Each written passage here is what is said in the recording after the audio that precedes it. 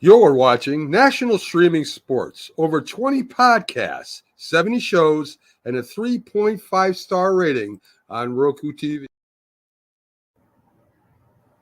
Check out nessp.info for direct links and deals on the site Bet Us for 125% off your first three deposits in NFL and college odds for upcoming games, Major League Baseball and NBA futures, and boxing wagers.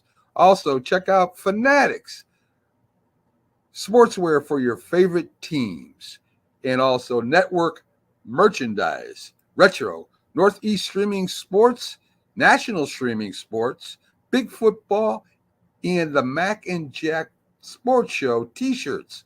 Coffee mugs are coming soon. Check it out. NFL Download with the Mac Man and J Train. 13 when he took over. So 1 year wouldn't have been enough. And he went down. And he went down 1-15. And he went down to 1-15. And then if he didn't get that draft, who knows what he would have been? And Tom Landry would have never been the coach of the Cowboys. He got worse. He got worse. He got worse. The team got worse under him in the beginning. The first year. The first wrong thing you're saying. The first wrong thing you're saying is them. The Raiders are ready to win. Ready to win what? What are the Raiders ready to win? They're going to win the division? They're going to beat the Kansas City Chiefs? Wait. They did They're going to beat the Baltimore Ravens in a playoff? Wait. He's a football coach. He's a leader of guys that are knocking each other's heads off. What is he supposed to tell you? Sing kumbaya and hold hands and just sit around and play duck, duck, goose? I mean, what are you supposed to do? It's football, man. I mean, he's trying to motivate you, and he really didn't want him. I agree with you. He didn't want him. But that's not his guy. I mean, this is a business. So, I mean, I'm telling you, like, look, you're not the guy that I want. I mean, I don't think you're good. I think you're not the right person for this team. Man up and say, okay, maybe I am the man for this team. I don't. NFL Download, your first look at Sunday's games on the real.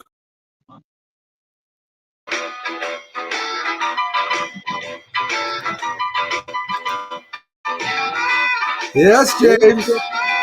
We just keep it rolling, baby. We keep it rolling here on National Streaming Sports. Welcome to our new show on every Sunday, 7 p.m. at NFL Download.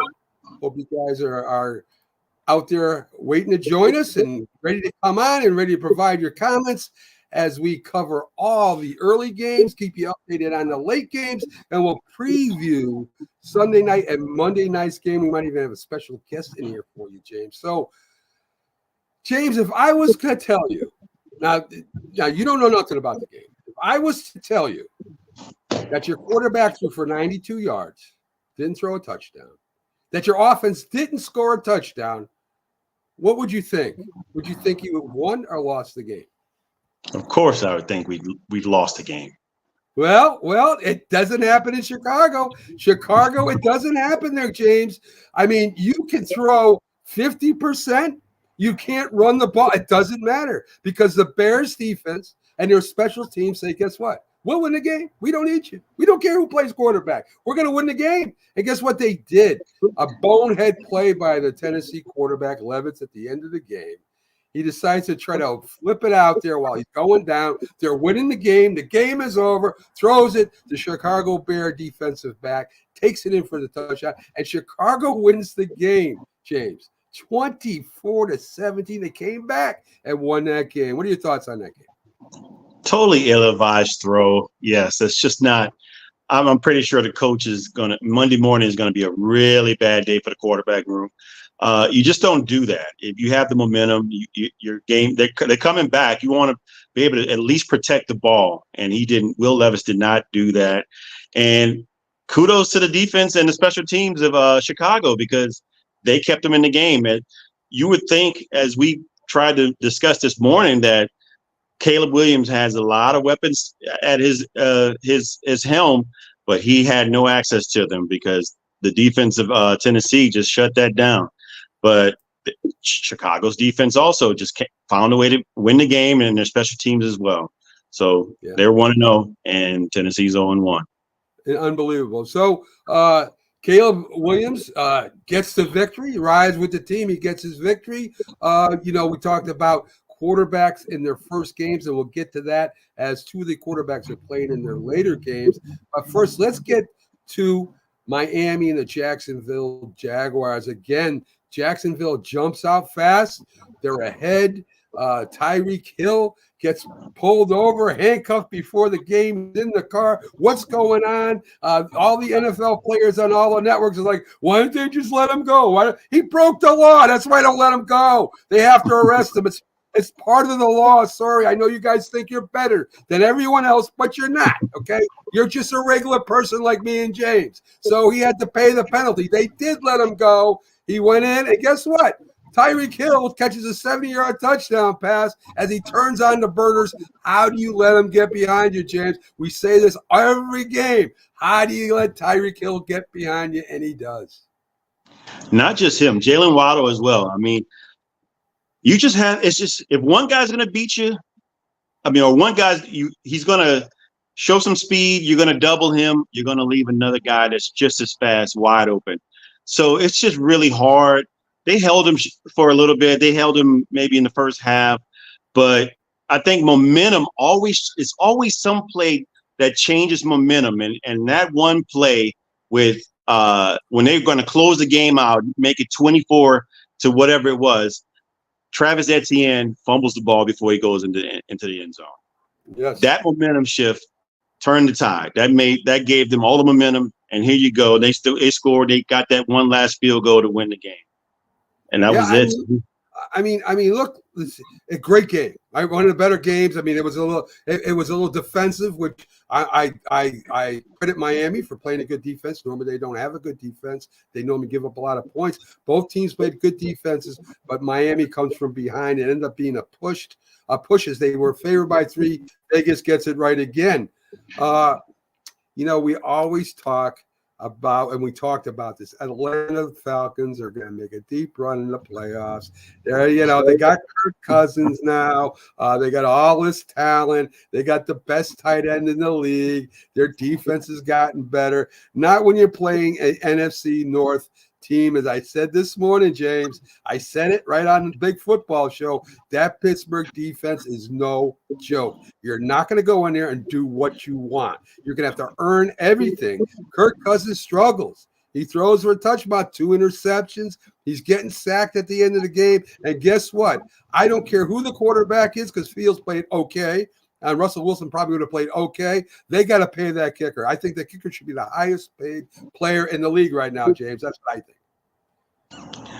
I happen to agree with you. I agree with you this morning. I said TJ Watt is one of the best defensive players in the league. You're not going to just shut him down. I don't know if they have anybody on the offensive line that can stop him. He's a monster, and he's a madman on that end. And the whole defensive team, they held him to 10, was it 15 or 10 points? What did they hold him to? 10 points. To 10 points. Wow. And so they needed a touchdown, and at the end, TJ Watt just shut him down. And like you said, it probably wouldn't have mattered what quarterback was in. I think both probably would have just played an average to pedestrian game. As long as they didn't turn the ball over, that's what they needed. You just have a good running game. I think Najee Harris had a pretty decent game running the ball, and have an elite defense. And here you go. You're 1-0 starting the season, and you got hope. You got hope. With the quarterback situation, you don't know what it is, but you still have hope, because again, the Falcons are supposed to be a team, like you said, everybody's hyping them up to be number one. I projected them to be number one in the NFC South. I don't know for sure now, but we'll have to see. This is just the first game. So did I, James. We're right. I mean, we don't have an overreaction, but I just love all the hype, right? I mean, if you look at the stats, Fields passed for 1 more yard than Kirk Cousins did. I mean, that's how crazy it was that game. Pittsburgh defense, listen, that is a Super Bowl defense. If they could get an offense, I mean, Pittsburgh would be unstoppable right now. I think so too. Yeah. New Orleans, I give him the credit right now. Derek Carr plays good. He put 200 yards, couple touchdowns, right? 3 touchdowns, really. Kamara has a nice game. He rushes for 83 yards. Shaheed has a touchdown. I mean, the New Orleans Saints, of course, they're playing the Carolina Panthers. Everybody, James, I hate to harp on this. I really do. Everybody, Bryce Young, listen, Bryce Young threw for 163 yards. There's something about this guy, whether I said his size is gonna hurt him. I think he's not a leader either, James. If I watch him on the sidelines, he's not a rah-rah guy. At least be a quiet leader. At least go out there and, I'm going to throw for a touchdown. I'm going to run for first. At least do that. He doesn't do that either. He's in a bad situation at Carolina. I get it. But listen, if it wasn't for them, I would be feeling twice as bad today. And we'll get to that. But listen, the Saints win and Tampa's winning right now. The Falcons lost. The Falcons lost to a team with no offense. So credit your Saints for today, James. I don't know who they're playing next. We'll talk about it later on in the week. But for one game, you guys are in first place? Yeah, I'll take that. Look, we came close to winning the division last season. We were both 9-8, tied with Tampa Bay. They won the tiebreaker. And we won 40-plus points against the Falcons last season to close out the season, and we start out with another 40 game. So I'm not sure that whether or not our defense and our team as a whole has gotten better, or it's an indictment of how bad Carolina really is. So, but again, to throw 40 points up on a team that's supposed to be professional is still not easy to do. So I would think it's a combination of both. I think we got better, and I think Carolina is still just that bad. So we're going to have a tough going, though. But I'm really encouraged by what we've done with this game, because the games we got next, and I can't name them in order, but Dallas, who look really good. We got the Eagles, who look really good. The Falcons, I'm a little bit happier now seeing them play, and only 10 points. And then we got the Chiefs. All four of those games are next. And then after that, it gets a little bit easier. But we got to win 2 of those games to be competitive in the NFC total. So. Yeah. And listen, I agree. If you're going off the first game, it looks like maybe the Saints and Tampa Bay, who right now is up 30-14 on the Commanders. I really think it's going to come down to those 2 teams, unless Atlanta is it's just a bad day for Kirk Cousins. A lot of times, Kirk Cousins in the biggest spots comes up short. This was a big spot. It's opening game, right? I mean, this is a big spot. And maybe that's just what it is. Maybe Kirk Cousins just can't play in big spots, which hurts him at the end. Maybe it hurt him. Maybe it hurt him today. Well, what I will say is he didn't play none in the preseason at all. So nothing. Him nor the other starters in the league. So could we attribute that to possibly being rusty? That's possible. I mean, coming off an Achilles tear and not playing with your guys. I mean, obviously you're practicing with them, but you're going up against your own defense that they can't hit you. There's no pressure there. And then finally you go up against a top 10 defense and expect to win. I don't know. We'll see. Just like you said, this is the first game.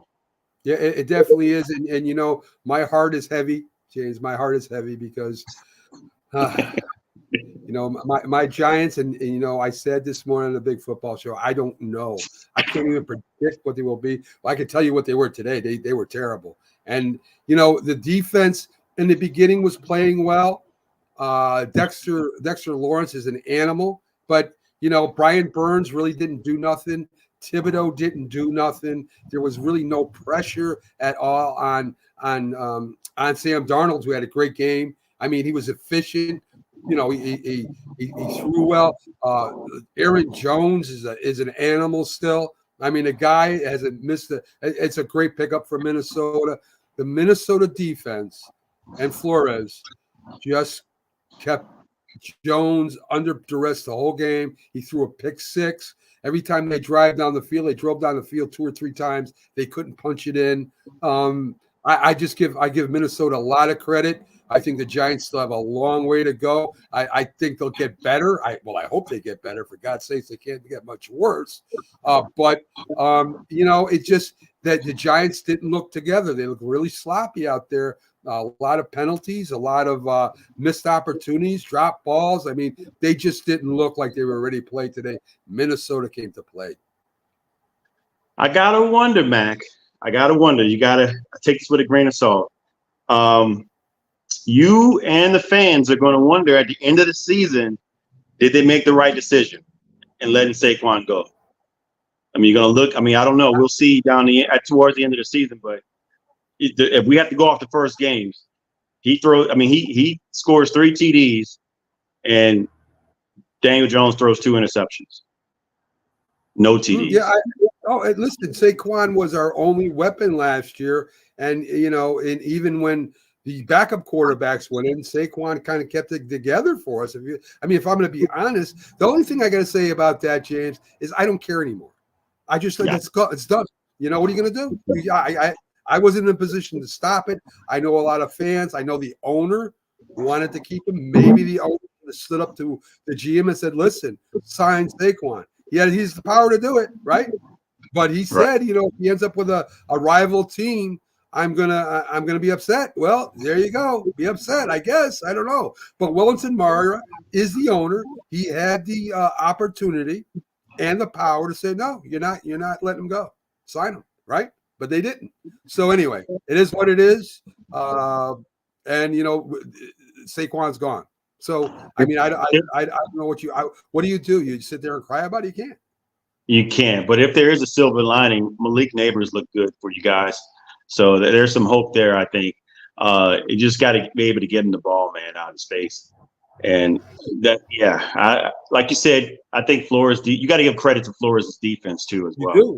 You do. Listen, Minnesota has an underrated defense, and I think Flores there, and and I think Chicago's defense, you're finding out that they're maybe underrated too. I mean, we talked about Caleb Williams in the offense all off season. We didn't talk about the defense, right? And their defense got better last year. Minnesota's defense got a little better at the end of the year. So maybe Green Bay's in a lot more trouble than we think.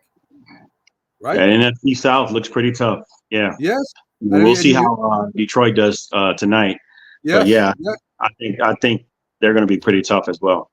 Yeah, listen, I think it's going to be a great division, and maybe with Love going down, maybe it's going to hurt a lot more than people think because he's still got to get back and play again. So even if it's only 3 weeks, I mean, is he ready to go in week 4? Are they going to take a chance? I don't know. We'll see.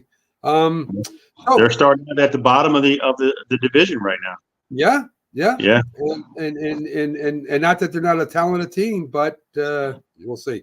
The biggest upset today easily was the Patriots beating Cincinnati. Didn't matter if Jamar Chase played or not. I think Jamar Chase was a bigger distraction than Dak not getting the contract, but she did sign, and we'll talk about that. And I think it was a bigger distraction than was the cheetah getting stopped by the cops. I mean, you're holding a team up, say, I'll decide if I play or not. Who are you? Who the hell are you? I mean, I'm the coach. You're going to decide when you play. No, I decide when you play, Jamar. In fact, you're not playing today because you haven't been practicing. How's that? You're not playing this week, and you might not play next week if you don't report to practice. Who is this guy? Who is he? He's a great wide receiver. So what? So he plays. It doesn't matter anyway. Joe Burrows, I don't know what was going on with him.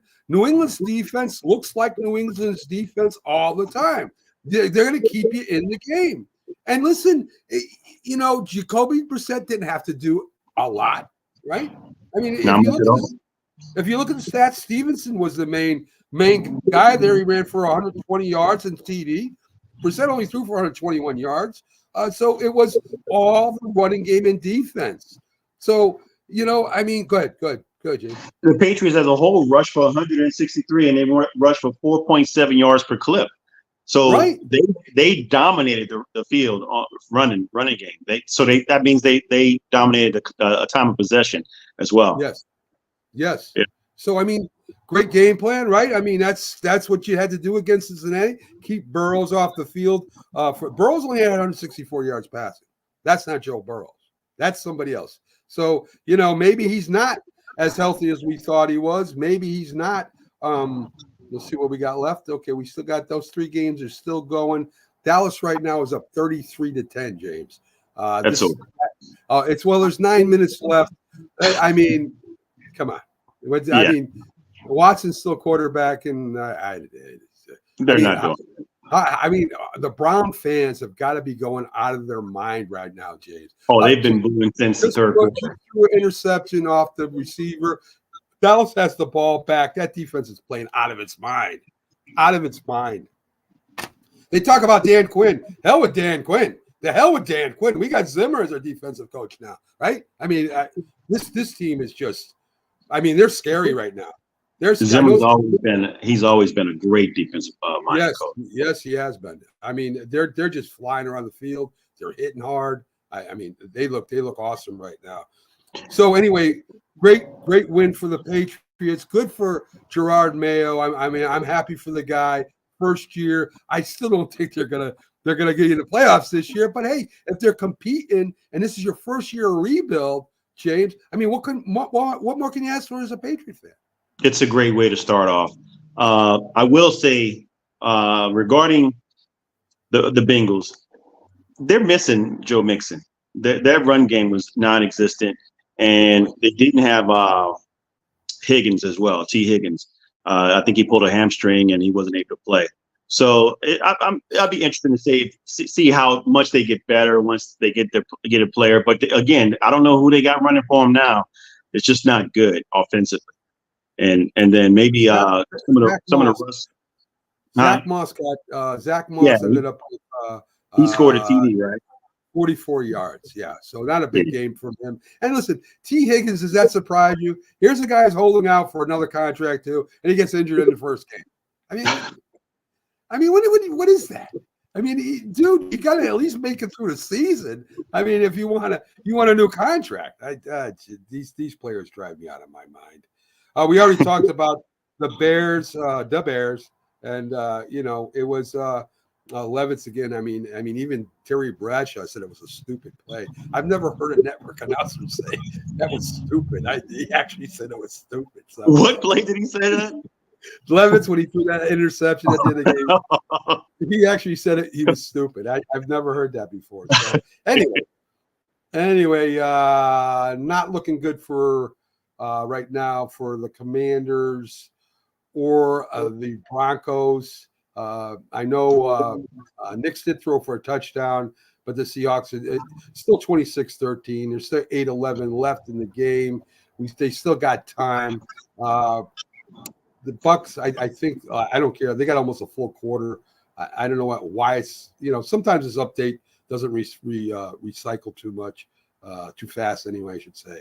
So, because they still have the, the Browns on, Cleveland on, the Cowboys only winning right now 27-10. So it's not, I got to refresh it, I think, which I'll do. There's 8 minutes left for the Cowboys and the Browns, 33-10. Yeah. Right.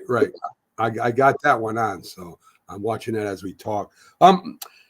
Arizona, it's a push. Vegas knows his stuff. Arizona jumped out fast. It looked like they might run away with it, but they got Josh Allen. Josh Allen I mean, give him the Superman cape. He's been in the MVP voting for the last few years, I think. I think he probably should have won a couple years ago. He throws for 232 yards, 2 touchdowns, runs for a touch. Did you see the run where he flew over the top? Yes. I mean, the guy doesn't care. He just doesn't care. I mean, he ran for 2 TDs, 2 touchdowns. I mean, he just don't care. The man is the man will take you on his shoulders and will run with you. Kyle Murray looked like he was really gonna. Besides that, Cook did run for 71 yards. I thought Kyle Murray in the beginning looked good. Scrambling, throwing that touchdown. Maybe he faded off. I don't know. I didn't see the whole game, James. But Buffalo made some adjustments. They just made some adjustments in half. Yeah. Yeah. So I think the biggest thing of that game is the absence of Marvin Harrison Jr. 4 targets, 1 catch, 4 yards. So I can't really say. I have to look at the game again to see if he wasn't targeting him or was he double teamed. But this is the guy that everybody's expecting to have a lot more yards or receptions. I mean, he's a great route runner, and you have other guys that are making it happen. Maybe he just wasn't open. Maybe they wasn't giving him anything down the field. Just not sure. It could be. I would not be surprised if they did. I mean, you looked at when they got down by the end zone, they were definitely slanting the coverage in the Giant game towards Neighbors. Neighbors made a couple of really good catches to get. I think he only got 66 yards. But it's hard to target these guys when everybody knows that's where they're going, right? So Right. I mean, I don't think that will be a thing down the line. I think that's just the way it was for that game. Smart play. Buffalo head coach is a former defensive coach, and I think he had a lot to do with that, right? So he was a very good defensive coordinator, took over as head coach. Maybe they say he's on the hot seat. I don't know, James. I think the guy has done a great job with Buffalo. I don't know. Well, considering what they have right now, I mean, they lost Gabe Davis. They lost Stephon Diggs. They lost a couple other guys, on defense. And look at them, man. I mean, like you said, you have Josh Allen. You just reload with other guys because you have right. a Josh player in place, and he's going to put your team on his back. And here we are, 34-28. That was a pretty close game too, though. So that tells me right there they're going to play some tough games. They're going to have some tough losses and some tough wins. Well, Seattle has won. They did win 26-20. Broncos did make a little comeback. Again, if you're betting that game, it's another push. Vegas is just taking all your money. So the Broncos did come back with another touchdown. And at the end, let's see, Bo Nix went 27 for 43 for only 135 yards. So again, Dinkin Duncan, right? He did throw a touchdown and an interception. It says 2 interceptions. He had 5 carries for 35 yards. So I'm sorry. Bo Nix threw for 2 touchdowns. Geno Smith threw for a touchdown and interception, 162 yards. So there you go. Bo Nix threw for 2 interceptions and ran for 1. Kenneth Walker for Seattle, 20 carries, 103 yards, and 1 TD. Tyler Lockett was the big catching guy. So let's see what happened here. Let's get at the end. Yeah, Bo Nix scored that touchdown running at the end. But yeah, 26-20. The point spread was 6 points. So Seattle starts off 1-0. Yeah, I mean listen, that's Vegas, man. Vegas just knows. They know what's going on. So that's in the books. So let's talk a little bit about Houston and Indianapolis. Coach James, we talked about this early. We couldn't figure out why is Houston only getting 1 and 1.5 points. I mean, they weren't right on this one, but man, were they close. What are your thoughts on that game, James? I wasn't expecting. I mean, I thought Houston's defense would be a little bit better than it was, and I thought they would dominate this game. But Anthony Richardson just said that, hey, I'm going to put this team on my back, and I'm going to keep it close. And he did, man. I mean, did he throw 2 TDs or 1? I think he threw 1 TD and ran for 1. And let me see. He had 2 TDs. He had 2 touchdowns passing, 1 touchdown rushing. Yeah. So, I mean, he's what kept them in the game as well. And I think Houston, I mean, defensively, Indianapolis is underrated. I thought they played a good game. They held this team pretty close. What was the final score? 29-27. Yeah, very close, man. And so I just think that that AFC South is going to be tight. I mean, looking at these two, I think these might be the two best teams between them, the Jags and Houston, Indianapolis, Houston, and the Jaguars. They all look competitive. And if we had to go off the first game, again, we don't know what it's going to be like 5 to 7 games down the road. But if we have to go off the first game, they look very competitive, win or loss. Yes. So I think they all have a great chance of winning the division. Well, you look at Richardson, right? Last year he got hurt. He's trying to take on people. He's, that's what Josh Allen does. And they all complain, well, you can't do that. You can't run like that. That's what he does, and that's what Jackson does. That's what Josh Allen does. That's what makes them unique. They're running to pick up that extra yard, whether they should or not. They're not sliding. And maybe it's stupid. Maybe they're going to get hurt, and maybe blah, blah, blah. I don't know. The point is, this is what makes them different than most quarterbacks. So if you're going to stand there and tell Richardson, hey, listen, don't run or slide, he's not going to do that. He's in the game. It's in the moment. Jackson's probably not going to do that. Josh Allen definitely not going to do that. So, I mean, they're going to get injured. They're going to get injured, James. They're cut from a different cloth. It's just in them. It's hard to take that sort of thing. If it's ingrained in you, that's hard to take something out of you. You can't teach that.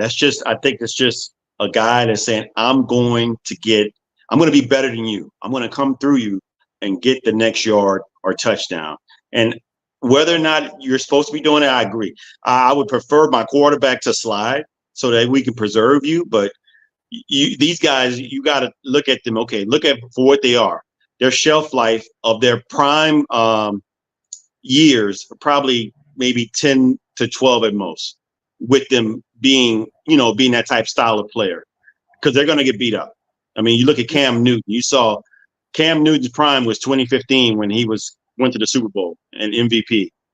After that, he started going down because that body couldn't take anything else. He couldn't take it anymore.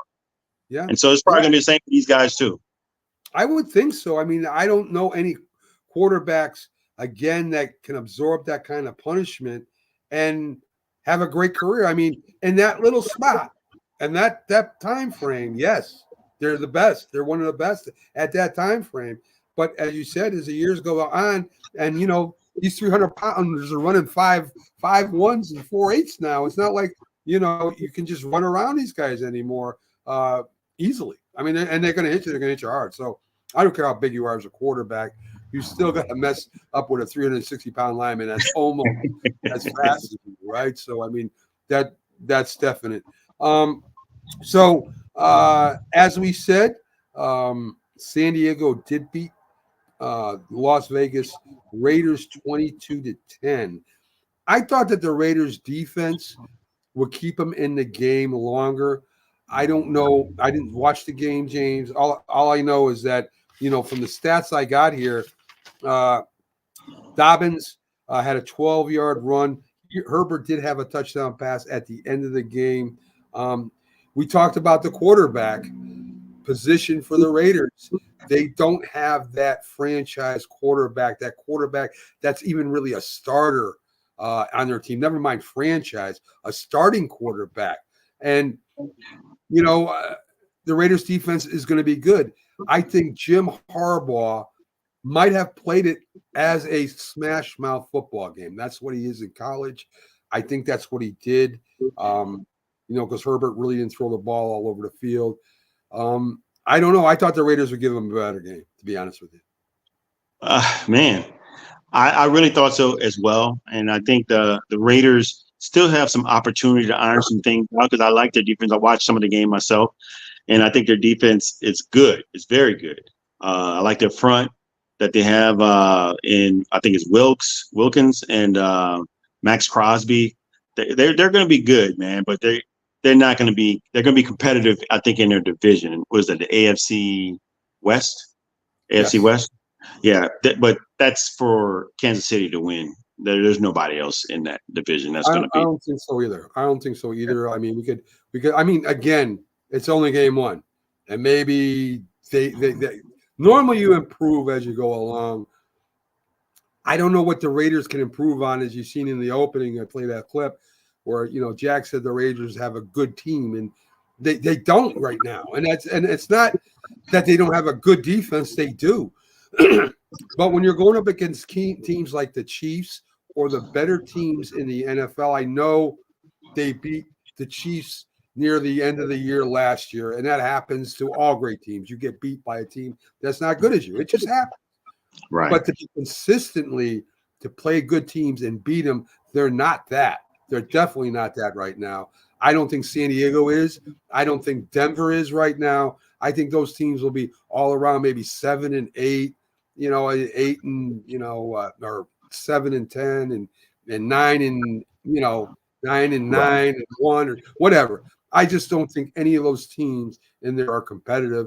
Kansas City is lucky, as the Patriots were for years, to play in kind of a weak division. So they should win the division again. It's just about where their records finishes up, right? Do they get that bye or don't they get that bye? The Chiefs are the class of that division. No one's going to challenge them. No. Yeah, it's Kansas City and then the other three. The other three battle for whatever second place. And I just don't see. I mean, this game that we saw today against the Los Angeles Chargers and the Las Vegas Raiders, it's just, again, they're fighting for second and third place. I don't really see much of a fight in both teams, but I'll be interested to see. This is a Harbaugh-led team, and looking at how he's done in the past with San Francisco, with Stanford, with Michigan, I think at some point they're going to be good, but it just may not be this year. May not be this year. Yeah, I mean, listen, you're doing a rebuild. I mean, coaching staff. He brought some of them with him from Michigan. A lot of Michigan players. I think that's smart. That makes you better faster, but you're still a whole rebuild away from getting this team to where it has to be, right? So we'll see what happens with them as they go down the road. It is official. Tampa Bay beat the Washington Commanders 37-20. They scored 2 touchdowns in the final quarter there to really seal it. So I'll give you some stats here. And Jaden Daniels went 17 for 24, 184 yards. That's about right. That's what a rookie quarterback's going to do, right? Jaden Daniels had a good game. He rushed for 88 yards and 2 touchdowns. So, the running back did really well. And Washington, as I told Jack, he said, they're going to surprise. I don't think they're surprising anybody. They're not going to surprise anybody. No, they're not going to surprise anybody. Yeah, not right. At all. It's Washington. Yes. So right now, listen, they're in a rebuild, man. I mean, what are you going to do? They got a new quarterback. They lost some guys. They got new guys in there. Their offensive line needs to get better. Their defense needs to get better. Baker Mayfield went 24 for 30, James, 289 yards, 4 touchdowns. So efficient, man. That's a clinic. He's put on a clinic. That's almost a perfect quarterback rating. Yeah. What was his percentage? Or the balls? It had to be like 70 something. Yeah, you're going 24 out of 30. Yeah. Wow. So that's incredible. Would be half. 20 out of would be like 66. 24 over 30 is going to be like 102 passer rating. Yeah. I mean, that's incredible.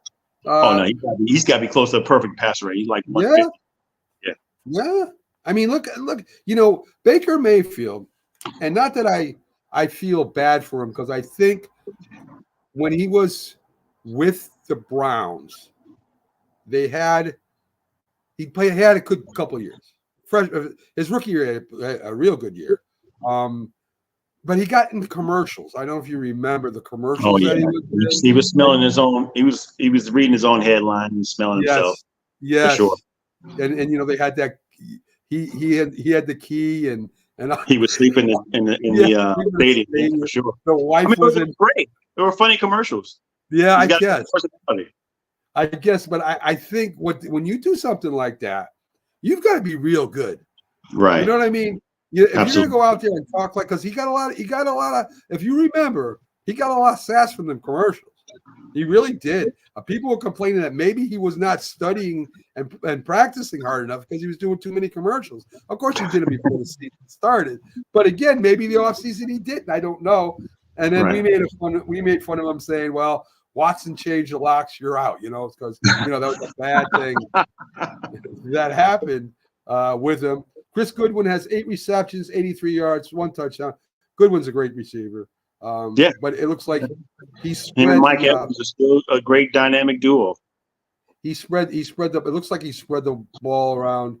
Evans had a 1-yard touchdown pass. Daniels ran for a touchdown. Let's see, Chris Godwin 4-yard touchdown pass. That's Washington? Mike Evans another touchdown. And Jaden Daniels. It looks like. Let's see if I can get his stats. Listen, Washington total yards was 299. Passing yards was 161. I guess is normal. Rushing was 138. So it's not like Washington stunk up the place. They got beat by a better team, and they're just not together yet. So that's a little hope for the Commanders, right? I mean, you're not saying that we stink. I mean, you were in there, you battled a little bit. 17 points against a team that won the playoffs and beat the hell out of the Eagles in the playoffs. Yeah. I think Jaden played the best out of all the rookie quarterbacks today. Yes. Yeah, I agree with that. I definitely agree with that. So anyway, that is that. Where are we with the Dallas? 29 seconds left. Cleveland's actually going for a field goal. Maybe to make sure they're getting the kickers his reps. I'm serious. They are actually lined up for a field goal. There's a flag on the play. It's 33-16. I don't understand what Stefanski is doing right now. I really don't. Again, he's probably trying to get the refs, make the score look a little bit more decent. I mean, but we know they got dominated the whole game. Wow. As Jack would say. Wow. Why? I guess it's 4th down, and boy, they look dejected right now. Cleveland players look. How much time is left in the game?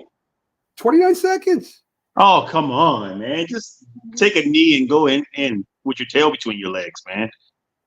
I mean, they're actually, they're going to kick a field goal. There he goes, 33-19. So anybody that had the spread there with Dallas winning by 27 or 7, what? 33-17. So that's what, 15, 16 points. The spread wasn't that much, guys. I mean, what are you doing? So we can't say it's because of Vegas there, right? They're showing highlights of Parsons. Micah Parsons just was an animal. Yeah.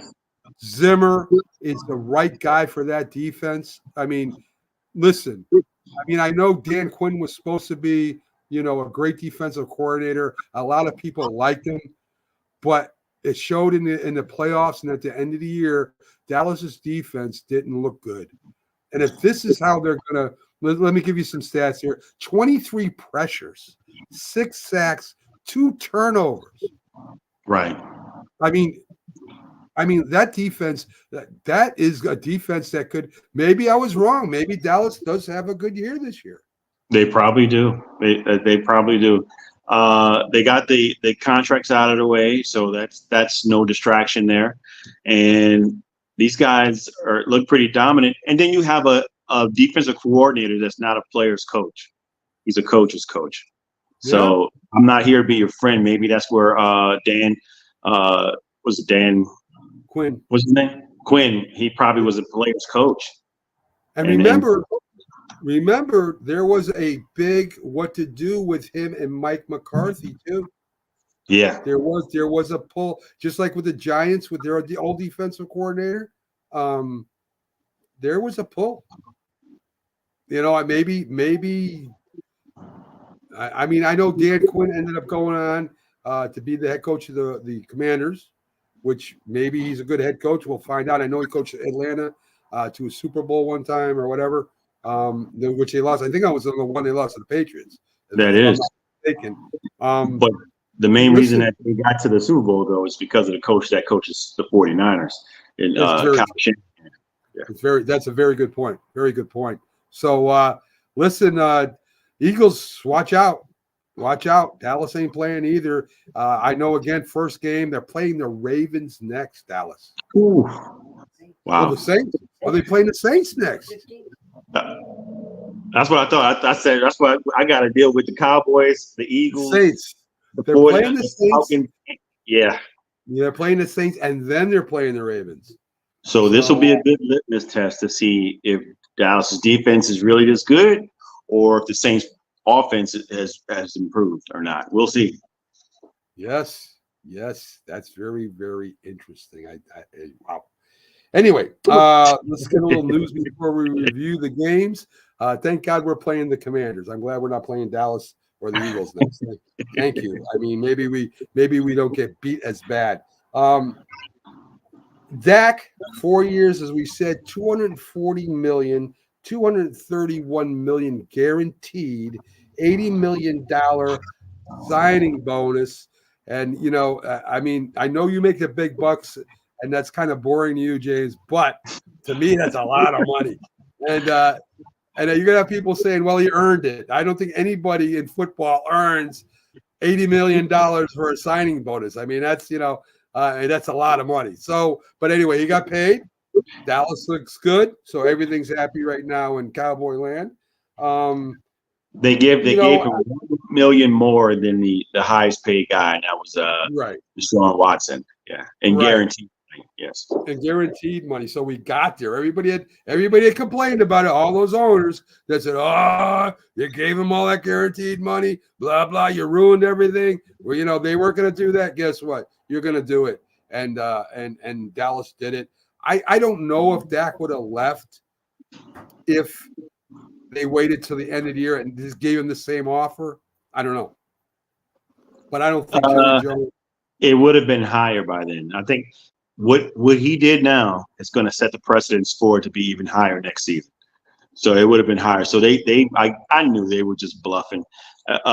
Jerry Jones was in the media saying that you can't afford everybody, and I was like, man, he's bluffing. He's so bluffing. He's going to pay two of those guys right now, and I figured it'd be the quarterback and the wide receiver, and then of course Michael Parsons is going to play out of his mind to get a contract somewhere down the road, like you said.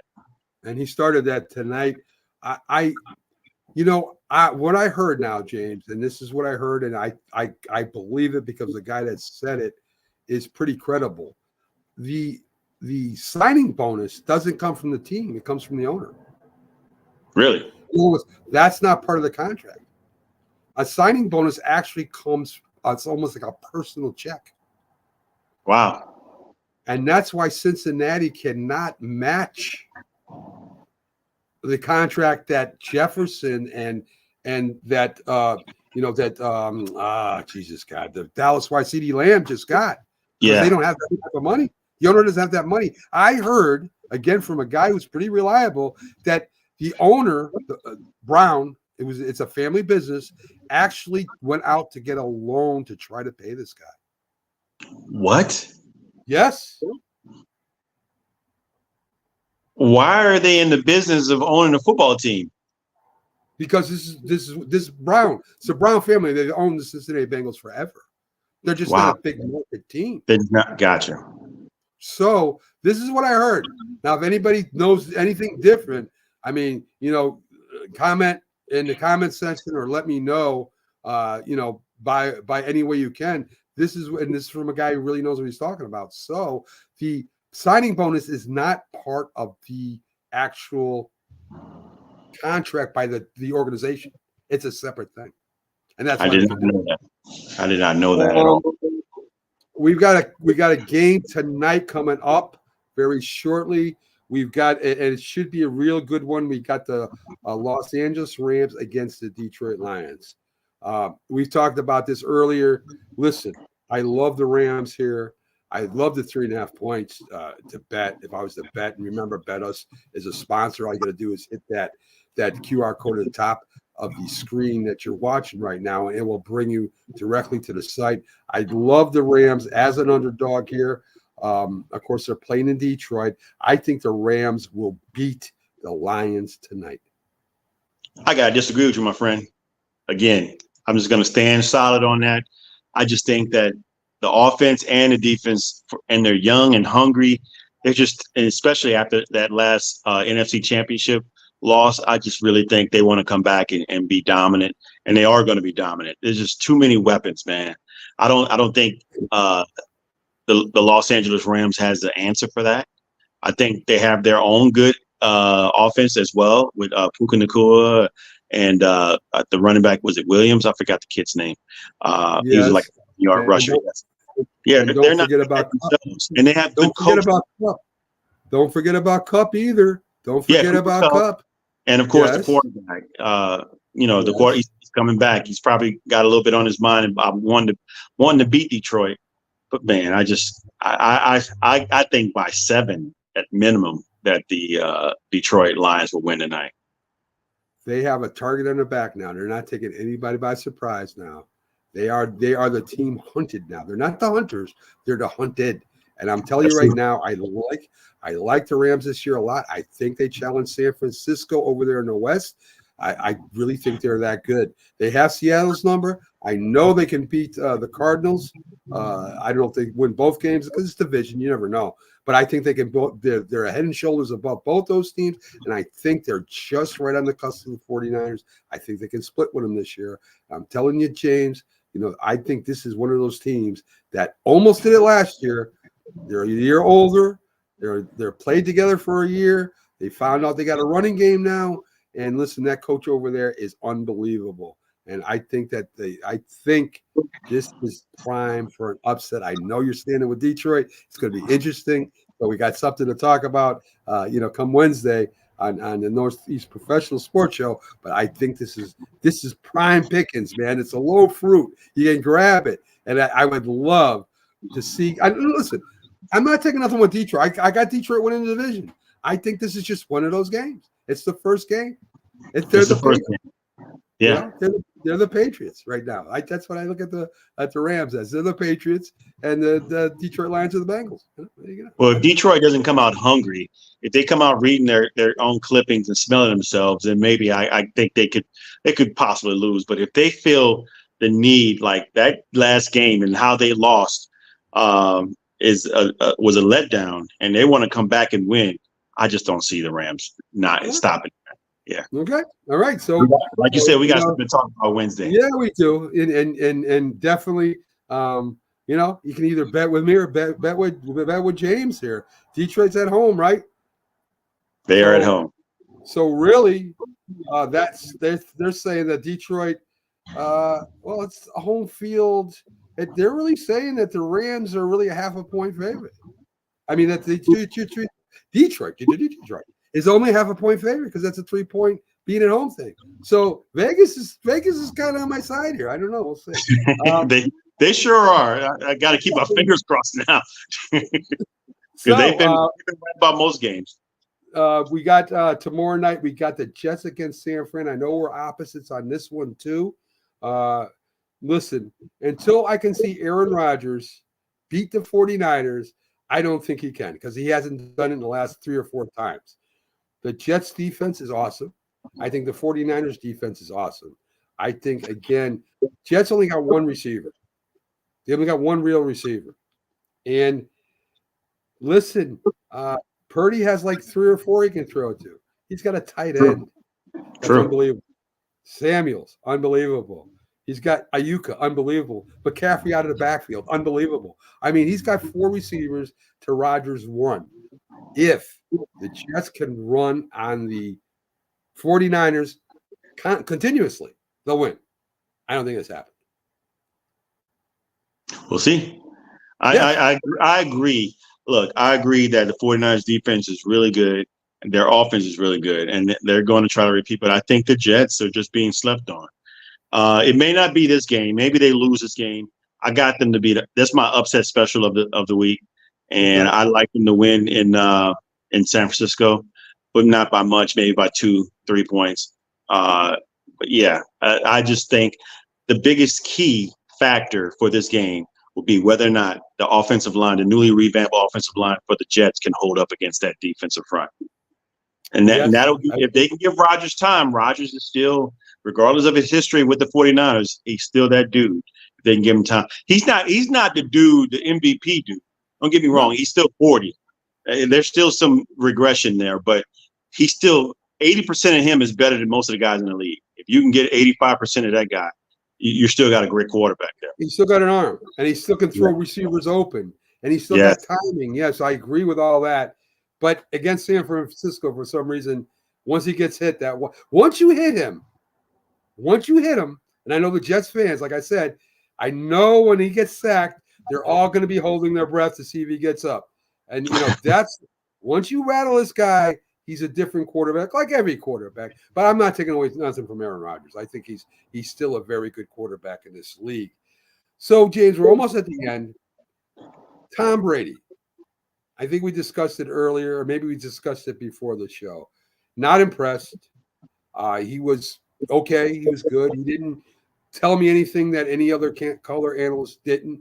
His voice is a little high, it's a little kind of squeaky, really. I mean, if you listen to him, and everybody was waiting to see, and I know they're going to take him apart. I mean, it's his first time as an announcer too, and they were kind of, pushing things to him and giving him credit and all this good stuff. There's a lot of players, quarterbacks especially, that went on to be broadcasters that didn't do so well. Joe Montana. Joe Namath wasn't that great. Fran Tarkin had a brief stint. He was okay. Len Dawson was good at NFL films. He was okay at color court, but most of them aren't that good. They're very dry. They're very bland. And it's hard to criticize players, and it's hard to to do certain things. I don't think Tom Brady set himself apart from the big announcers out there, James. I know you watch some of the game too. That's my thoughts. Mac, I'm going to have to agree with you. I was jotting down notes watching the Dallas Cowboy game, the Browns game, and I almost forgot he was there. I'll be honest with you. It was just that boring. The other guy would say some things that would catch my attention. Usually a color analyst will catch your attention and say some things that would trigger you to say, oh, yeah, I agree with that or disagree with that. He didn't say anything that just caught my attention at all. It was just very bland, mundane. It was just wasn't something that like, okay. Oh, I almost forgot he was there. He was there. And I thought to myself, like, man, Tony Romo and Jim Nantz is a great combo. They feed off each other. There's a great sometimes Tony goes overboard. Yeah. But I think that he could be really, really good. And he has good chemistry with Jim Nantz. These guys didn't have, it's the first time. It's the first time out, but I didn't see, you have to have practice before this. I didn't see any chemistry at all with these two guys. And I like, what's the guy's name that played tight end or get out of Carolina? I know who you're talking about. Yeah. Olsen. There you go. Matt Olson. Yeah, I like him better. Yeah, I think Matt Olson over-described things, right? I think he talked in football terms that you really don't understand and talked above people's heads. All right, see, the thing that was great about Madden, he was the guy you could sit down and have a beer with. And he could explain things to you but made it fun. Right? He put all those noises in there. He's using the board and he's making, look at this block. And he mentioned, and you would look at it. Because he was excited about it, he was animated about it, and he was funny, right? And Pat Summerall set him up. He just set him up, boom, boom, boom. Total contrast, and he set him up like you said. Yes. Right. I think it's the same thing with Romo. Romo can be funny. He's a funny guy. Sometimes he talks too much, right? He does. I think that's the only problem with him. But it's like he's having a great time. It's like you're sitting there at the bar with Tony Romo and having a Corona, right? And you're watching the game. He's a friendly type of guy. Troy Aikman's a little bit more restrained, but he has something with Buck, right? Them two have been together for a long time. I think if I was going to watch a game and it was who was announcing it, right? I think right now, for this first game, I would have picked Tony Romo. If the games are both good and I want to watch both games, I think that because Romo was color here and Brady was here, I'd rather watch Romo. That's my thoughts right now. Right now. And I'm with you, totally with you. It was bad. I hate to even say that for Tom Brady, because on the opposite end of the spectrum, as a football player, obviously he's probably arguably the greatest player, one of the greatest players to play the game. But calling a game, man, He's got some work to do. he's got some work to do. Yeah. I agree. Folks, thanks for tuning in. I'm glad you did. We'll be back next Sunday at 7 p.m. This was our first show, too. So we were rookies, too. Hope we did all right. Love you all. We'll see you soon.